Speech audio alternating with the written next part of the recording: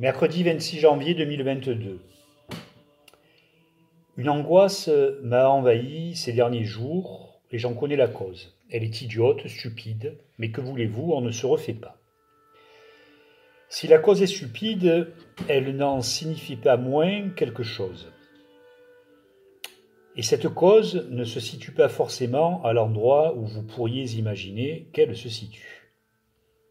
Même si cette cause est en lien, elle l'est de façon tout à fait indirecte. Je ne serai pas plus précis, je n'épiloguerai pas. D'autant plus que je n'aurais pas dû écrire ces mots sur ce grand cahier, mais plutôt sur mon petit carnet. Or, il n'est pas dans mon sac, ni dans la poche de mon blouson. Souhaitons que je l'ai oublié chez moi, car sinon ce serait le deuxième petit carnet que je perdrais dans ma vie.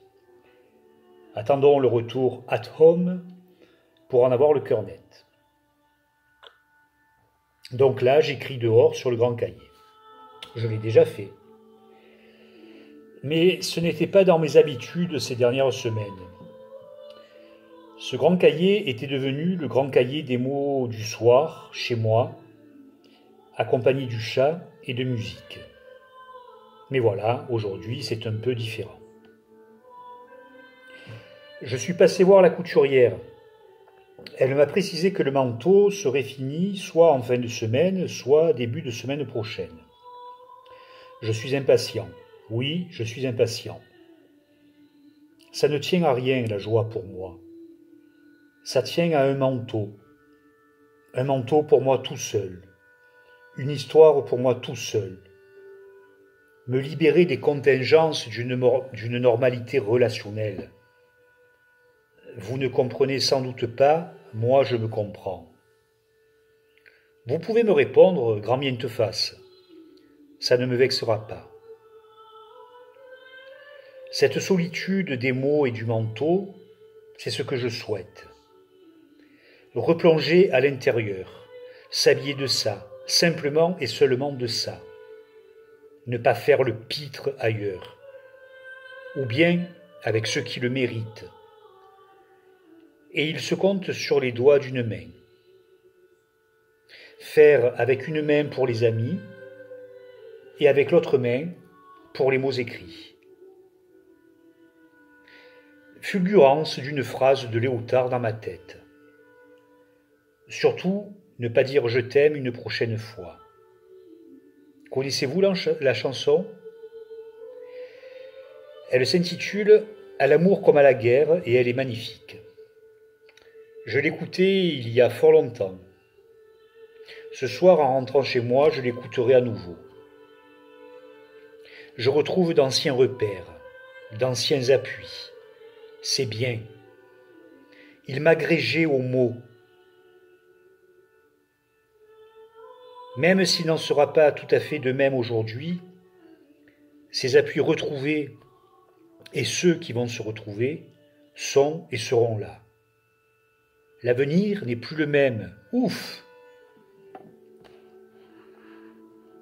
Toujours pas rentré. Pause de l'écrit pour un entretien boulot dans un autre bar. Puis retour ici dans le même bar que tout à l'heure. Des pensées fusent. Relire le bréviaire des vaincus de Sioran. Je pense aussi au crâne rasé des femmes. Quand une femme fait le choix de se raser la tête, alors que sa chevelure est magnifique, je me dis que c'est un signe de mensonge à soi-même, un signe de rejet de soi-même, un signe d'apparence mensonge. Mais je ne suis pas dans la tête de la femme qui se rase la tête. Je ne peux donc qu'interpréter, imaginer. Pour autant, il y a une petite voix en moi-même qui me chuchote que je n'ai pas tout à fait tort. Bref, ça ne m'appartient pas. Chacun fait avec ce qu'il est, avec ce qu'il peut être, même s'il ne voit pas son propre mensonge à lui-même. Mais je ne détiens aucune vérité. Je ne suis pas dans la toute-puissance de vous lire. Je commets très certainement des erreurs de regard. J'écris dehors sur le grand cahier ce soir.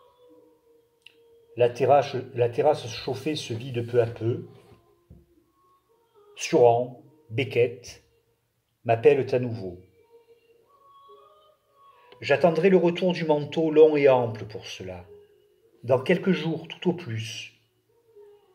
Alors, les mots s'irrigueront des déchirures vivantes, des plaies d'une humanité consumée, des cicatrices d'états d'être rongés par leur propre développement personnel.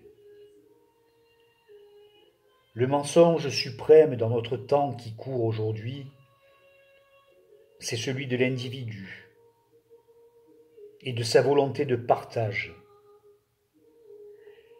En écrivant mes bafouilles quotidiennes, je me place totalement, absolument dans ce mensonge. Nous sommes pris au piège. Nous sommes pris au piège de nous-mêmes, pris au piège de l'entre-soi qui se désire, se fantasme dans l'entre-nous. Piège de l'individu, fantasme du collectif. Il nous reste pourtant énormément de possibles pour contrecarrer ce piège.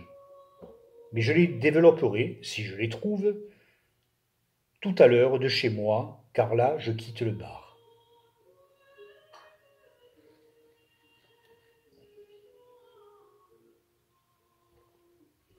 Voilà, rentré. Pas pris le temps de me faire à manger.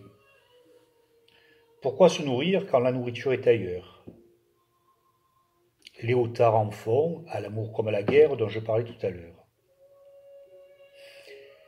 Sur le chemin entre le bar et chez moi, environ 300 mètres, un mot s'est invité, ou plutôt un verbe, survivre.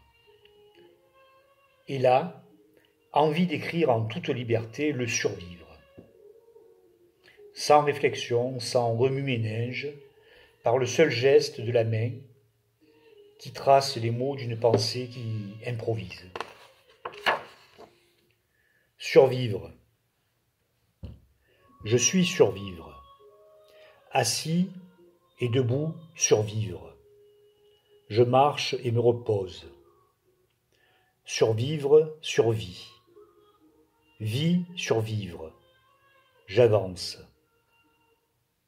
Et les pions du jeu, et les pas de la vie. Mais pas les pas de vie. Survivre, vie. Là, tout à côté, tout en dedans, tout en, tout à. Survivre. Je survivre. Je survis. À califourchon ou en position du missionnaire, survivre. J'entends le cri de la mouette, digne d'un orgasme moqueur. J'entends, survivre, les fontaines de plaisir, les sueurs de partage. J'entends, survivre, les mots de Léotard. Surtout ne pas dire je t'aime une prochaine fois. J'entends, survivre, les mots de l'ensemble Gilbin Choix. Que n'est-elle auprès de moi? J'entends, survivre, les silences imposés par la quête factice de soi-même. J'entends survivre le téléphone qui sonne. C'est l'ami François. Je parle à l'ami François. J'entends survivre les présents, les ceux qui sont présents, inscrits dans la durée et qui restent inébranlables. Ça tient à rien la présence. C'est juste le survivre.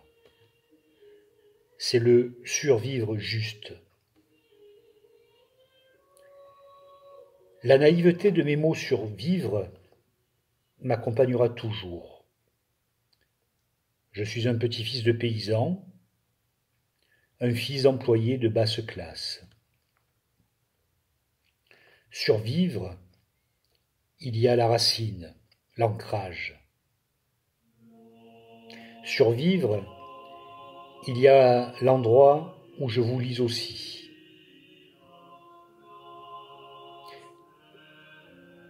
Ne nous prenons pas pour plus que ce que nous sommes. Piètre survivant.